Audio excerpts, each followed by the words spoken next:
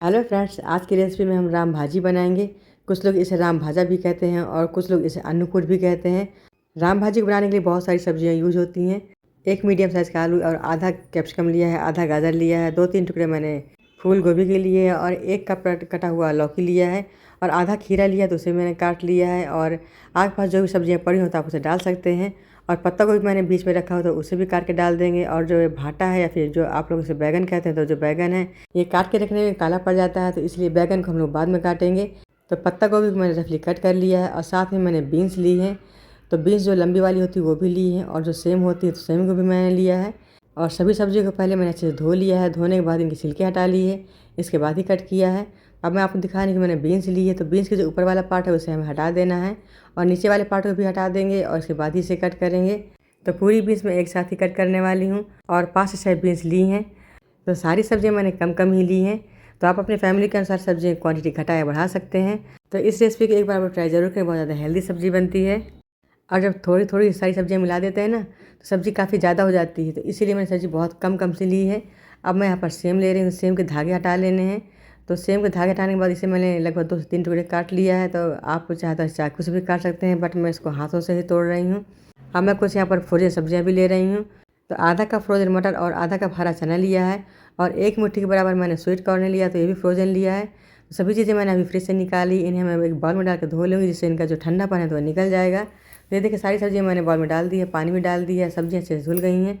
इन्हें भी हम इसी प्लेट में ट्रांसफ़र कर देंगे। और ये प्लेट में मैंने यहाँ पर 2 टमाटर रखे हैं तो उसे भी काट लेना है।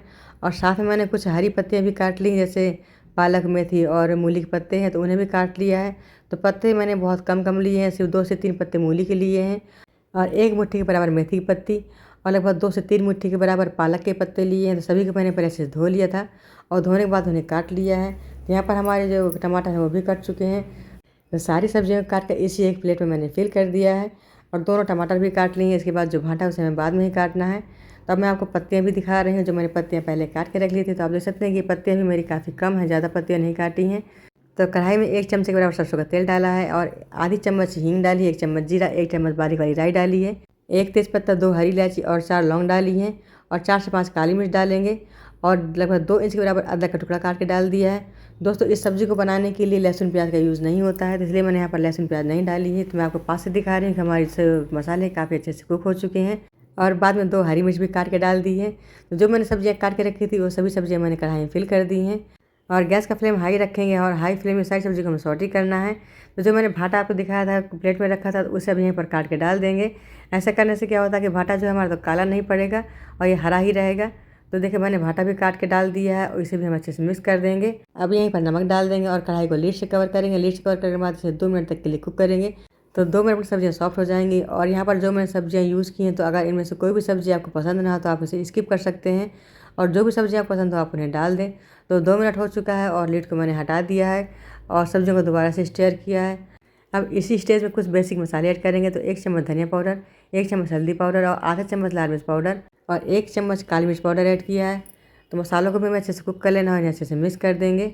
और जो मैंने हरी पत्तियाँ काट के रखी थी तो उन्हें भी यहीं पर डाल देना है। और इस सब्ज़ी में लोग कद्दू ज़रूर डालते हैं, तो मेरे पास कद्दू नहीं था इसलिए मैंने कद्दू नहीं डाला है। तो आप लोग भी कद्दू ज़रूर डालें और हरी पत्ती में डाल के इसे अच्छे से मिक्स कर लेना है। तो पत्तियों को भी मैंने 30 सेकंड के लिए सौटे किया, सब्जी में से मिला दिया है। तो कढ़ाई को लीड से कवर करेंगे और लगभग 8 से 10 मिनट तक के लिए इसे मीडियम फ्लेम में कुक करना है। तो 10 मिनट हो चुका है, लीड को हम हटा देंगे और सब्जियों को चेक कर लेना है कि सब्जियाँ कैसी कुक हुई हैं। सब्जियों को दोबारा से स्टीयर करेंगे और आप देख सकते हैं कि जो सब्जियाँ हैं तो उनका कलर कुछ चेंज हो गया है और सब्जियाँ कुछ कच्ची हैं, इसलिए दोबारा कढ़ाई को लीड से कवर करेंगे। लगभग 3 से 4 मिनट तक के लिए इसे दोबारा कुक करेंगे। तो दोस्तों, जब ये सब्ज़ी बनती है तो इसमें कुछ बेसिक मसाले ही यूज़ होते हैं, लहसुन प्याज का यूज़ नहीं होता है।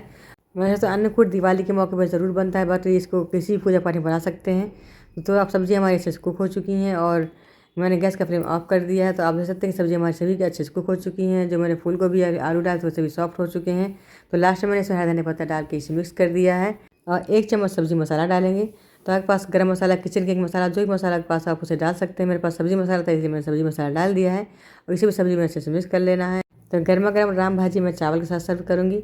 आपके पास पूरी पराठा हो तो आप उसका सर्व करके इसे यूज़ कर सकते हैं। तो बहुत ही बढ़िया से राम भाजी बनके तैयार हो गई है। अब इसे हमें एक बाउल में फिल करना है। तो सब्जी को सर्व करने के लिए मैंने चावल बनाए हैं, तो अब इसी के बीच में चावल रखने वाली हूँ।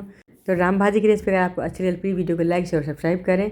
तो चारों के साथ राम भाजी बहुत ज़्यादा टेस्टी लगती है। रेसिपी अच्छी लगे तो एक कमेंट जरूर दे दें और इस तरह की नई वीडियो में नमस्कार दोस्तों, थैंक्स फॉर वॉचिंग।